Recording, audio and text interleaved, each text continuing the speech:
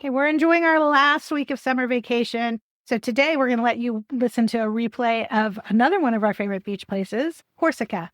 Corsica is one of my favorites. I absolutely love it there and would go back anytime. So we hope you enjoy the podcast as much as we enjoyed our trip. She loves it because it's French. I do. Hello and welcome back. I'm Lisa. And I'm Erin. And this is the Getaways Podcast.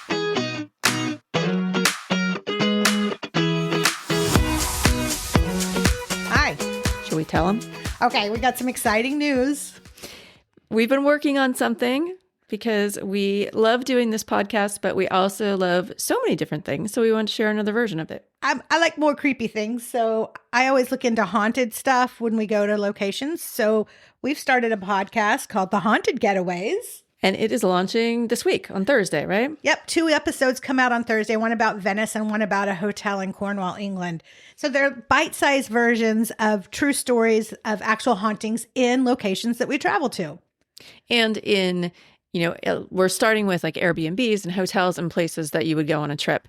I'm starting to narrate. Erin will do it eventually, but we hope you love it. And we'd love to have you give it a shot and hear what you think. Yes. So during your breaks, quick drives, if you've got just 10 minutes to spare, these are for you. All right. Let us know what you think, guys. And let's jump into the other one, which we're talking about Corsica today. Yep. We're going to stick with our summer because we cannot wait for summer to get here. It's cold again in the Netherlands. Shocking. Although it has been drier, they said, than any other spring in history, right? Yeah, we're kind of having a drought in some, like in a few of the regions in the Netherlands. They're having to start like some water precautions because it has not rained in a while. Corsica. So we spent 3 weeks there, not this past summer, but 2023, right? Yeah. Okay. So 3 weeks, 3 different places, 3 different houses to try and sort of cover the island. Yeah. But first, okay, so let's talk about Corsica in general. It is an island off of France, like between France and Italy. It's much closer to Italy. And it has gone back and forth from a lot of ownership. Like it was Italian, it was German, it was French, and currently is French. Yes, it still has a lot of Italian influence because it's literally like just on top of Sardinia. So it's the same vibe. It's pretty much Italian food, wouldn't you say? It's a little bit of a combination of versions. It's fusion, I think, of French, Italian, and Mediterranean in general, right? Yeah. We took a ferry, a traghetto, to get there. We left out of Livorno in Tuscany, and it was only 4 hours. Yeah, not bad at all. So it was much cheaper. It wasn't that bad. We just got 3 seats. Rex kind of like just laid on the floor in front of us, and we just watched movies and played on our iPads for 4 hours. Lisa did get very dizzy. She tends to get a little of the old, what's it called? Vertigo. Because since COVID, for some reason, I get vertigo really badly. And boats especially. But anyway, okay. So our first stop. Our first stop was Ajaccio. Very Italian names. Which we stayed in an Airbnb kind of, well, first of all, Ajaccio is like a fairly big city, right? And so we stayed probably, a 10-minute drive from the sea? Yeah, but when she says big city, it's like, it's like a coastal town. Yeah, for an island. We stayed about, a 10-minute walk from the sea in an apartment. It was nice. It was fine, yeah. And then, so I could walk Rex down in the morning, and we walked along the sea. There was a little path, and so that was nice. And then, obviously, there's beaches further all along, further down. So there were a lot of beaches within, like 45-minute drive? Yeah, at the most, right? Yeah, like there were some closest to us that we would go to was called Marinella Beach, and it was about probably like a 10 to 15-minute drive. The beaches there are great. There was a lot of waves. Remember that one beach that like we couldn't even dip our toe in? Yeah. It was such big waves. That was like kind of scary big waves, which is really unusual. Yeah, so we went to that beach, and then there was a bunch of, that beach was called Capo di Feno.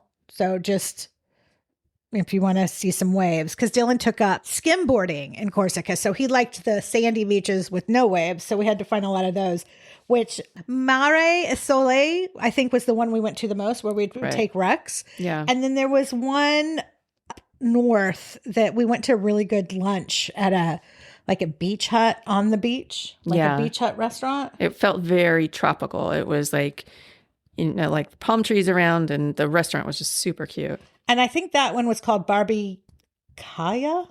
How would you say that? That's got the old Spanish influence in the name, doesn't it? Barbicaya Beach. But it is beautiful. It was kind of protected, and there weren't very many people there. Yeah. Yeah, because I was surprised we could even. Was hard. Yeah. But I was surprised we could get into the restaurant because it was so cute and really, really good, and there was hardly anybody there. Yeah. So those were our main beaches. We kind of stuck to the same beaches or area of beaches on this part of the trip. Yeah. But that was far from all we did in Ajaccio, because the whole center of the island is very, very lush and full of water and rivers and streams and boulder climbing and all sorts of fun stuff. So Dylan and I went canyoning. Now, I'm old, and I was probably after me, the oldest person was probably in their 20s. And I also have a double hip replacement. So that part was fun, but it was really, really beautiful. We wore wetsuits, and we went on natural water slides into these pools. And yeah, highly recommend, if you're up for an adventure, canyoning in Corsica is amazing. I did not go. I don't know that, it is very, very physical. So if you're not down for that, you shouldn't do it. But if you are, it's really, really fun. It's really beautiful, and something I'd never done before. Like the natural slides. I mean, we probably slid down 5 rocks into pools. Like it was really fun and really cool. Would you do it again? Physically it was a lot with trying, because of my double hip replacement, I can't always step up the way that I need to. And so that was hard, getting over rocks and stuff. But if taking that out of the equation, I would do it a million more times. So the other good part about the middle of the island and all of the water and places to walk around and explore is there was so many places for Rex to swim. So there were a lot of swimming holes that we took Rex to that were really cool. Yeah, and really nice too that because there were so many that we could go out and not really worry about the heat, because he could just jump in the water anytime he wanted. So that was a fun thing. Rex is right here. He's like, what are you guys doing? Okay, so that was our first week. And then the second week, we drove across the island back to the east side and down to about the middle of the coast to a place called Cervione. And we stayed in, it was like a apartment village, wouldn't you say? Yeah. There was probably, 6 apartments? Oh, was that it? Yeah. And they had like a restaurant in the complex. And it was a tiny, tiny apartment. It was, with a tiny, tiny kitchen. But we were right on the beach. On the beach. Yeah. And the cool thing about the little building that we were in was that the restaurant downstairs was lovely. And they made a big, huge Spanish influence again, made a big, huge, enormous vat of paella. Yeah, they had paella night during the week. And so good. And so it felt very communal, didn't it? I mean, it felt like it was family owned. And it felt like everybody comes there for paella night, and It was really cool and fun and delicious. Now, I will say, because we were where we were location-wise and the beach, we didn't go to any other beaches other than the beach outside of our house. It was really lovely, though. And we could go, Rex and I would walk all the way down. There was kind of a hotel resort just down from us, and they had bar on the beach. They had a lovely beach, restaurant, everything. In fact, I had to go there and use the Wi-Fi because the Wi-Fi in our apartment was terrible. So whenever I had meetings, I had to go to that hotel.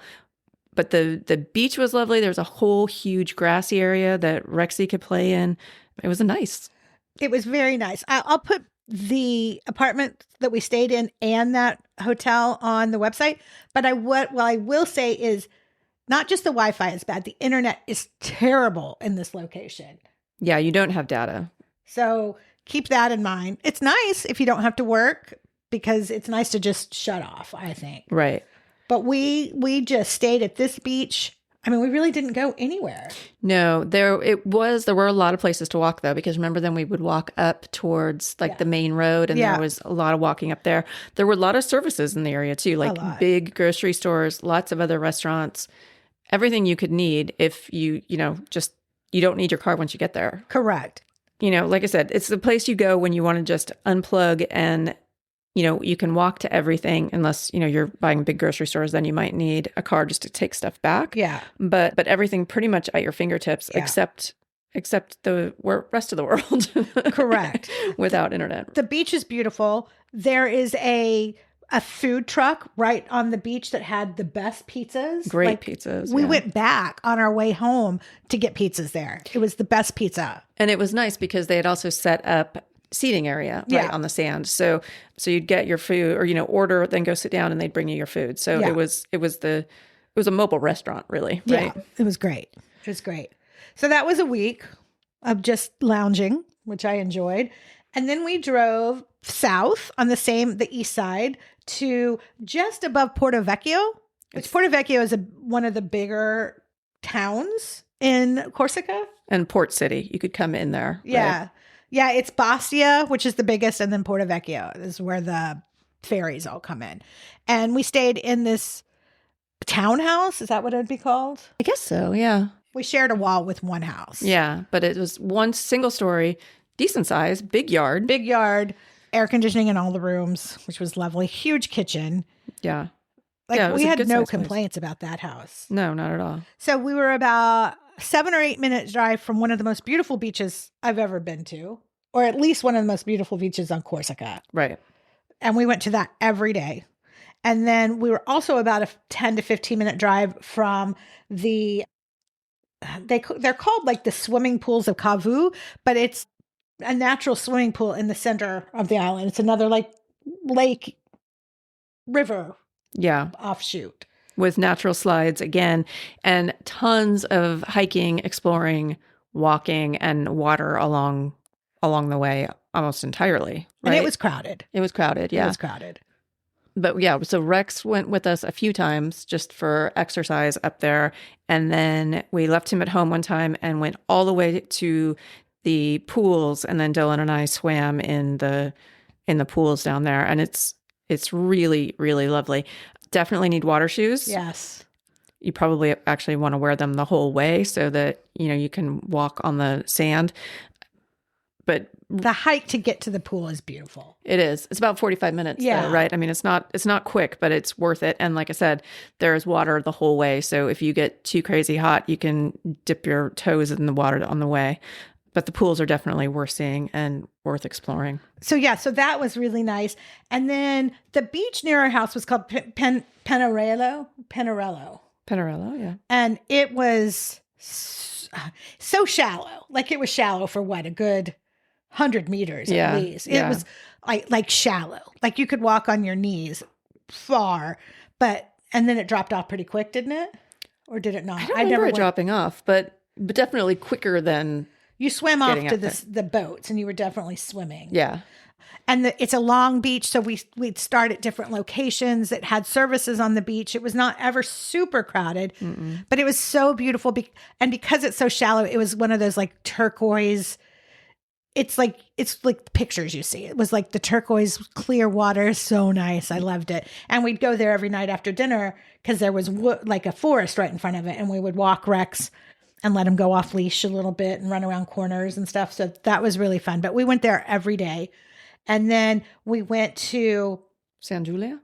Yeah, Plage de San Giulia. Plage is a French word, right? Yeah.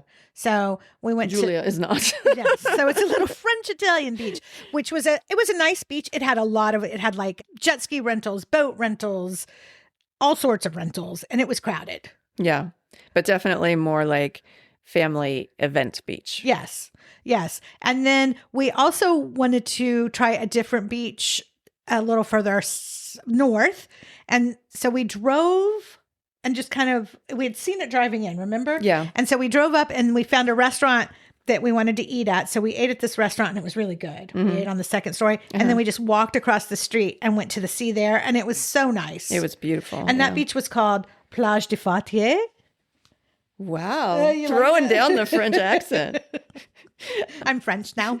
No, but that beach was great. I love that beach. Yeah, so we stayed pretty local there too. This was definitely not like our usual beach trips where we venture out every day to different beaches. Yeah, but we didn't really need to No. because we had things that we loved really close. And that's not to say that's not true of Sardinia, but there's so much to explore in Sardinia. And I felt like we got good taste of everything by sticking fairly close to the 3 places we stayed. Right? Yeah.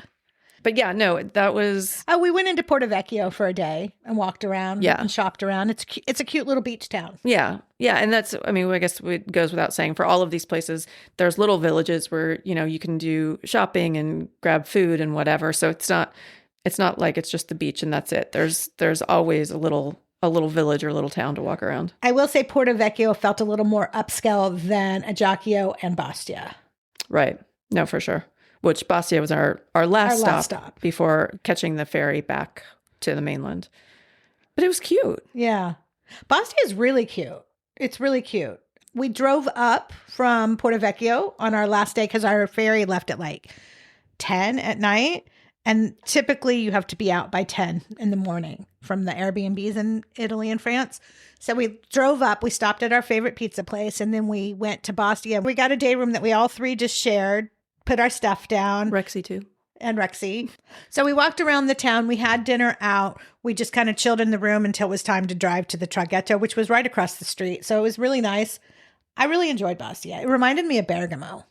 Well, and it had that big community park in the middle where everybody was just sort of having gelato and hanging out. Because it was hot. It was really hot. It was a hot summer.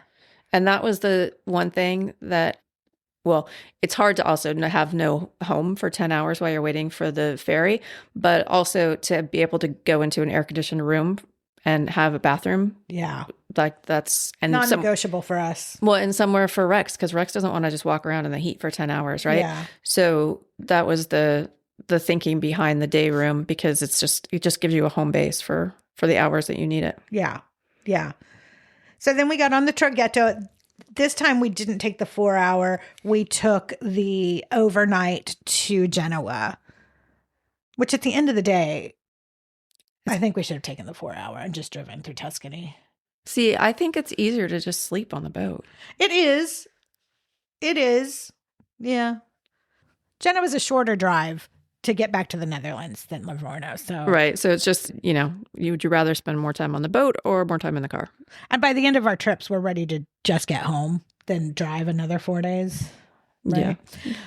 Okay. So would you go back to Corsica? Absolutely. And is there anything you would do differently? Well, I hate to say it, but because I work everywhere I go, the internet was really a problem. So I would be more prepared for that. But besides that, I don't think so. I really liked everywhere we went.